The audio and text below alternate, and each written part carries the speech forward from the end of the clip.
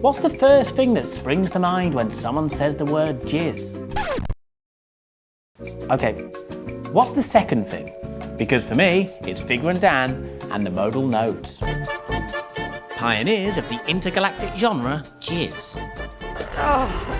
Mad About Me, which you'll now be singing to yourself for at least an hour, was a smash hit in cantinas across the galaxy. It is to Jizz what Smells Like Teen Spirit was to grunge, or Crazy Frog to ringtones. It's the peak of the genre. But is it also just the tip? Sure, you know the tune, but just how many of us know the dirty truth behind our favourite cantina hit? In a desperate bid for answers, I headed to London Filming Comic Con to get my hands dirty and dive headfirst into Jizz. How do you feel about Jizz? What about what? How do you feel about Jizz? Pardon?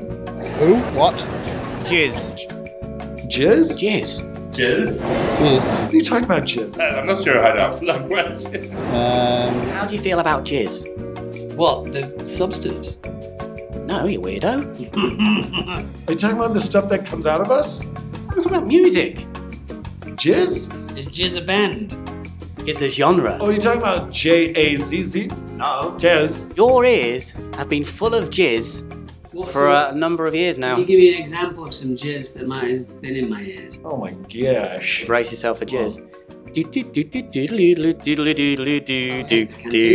That's jizz. Well, I love jizz then. Definitely not the meaning I have known and loved for Jizz all my life. Now you understand the question. How do you feel about jizz? Oh, Jizz is great. I'm thrilled by it. It flows like a river through my brain. It's changed my life. According to Wikipedia.com, offshoots of jizz include glitz, or bade, and most impressively, jizz whale, which rhymes with Israel, perhaps hinting at the genre's political undertones. Another notable jizz group is the Max Rebo Band, as seen here in Jabba's palace circa Return of the Jedi.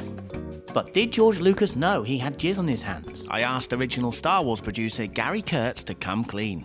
All we did was ask John that we wanted some equivalent to 1930s Benny Goodman upbeat jazz. He didn't tell us what it was.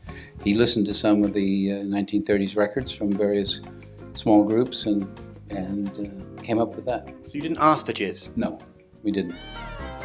So presumably at some point down the line, George Lucas decided that to invent a new genre, he just needed to substitute a vowel. I'm off to listen to some Gringe, or maybe some classic rock.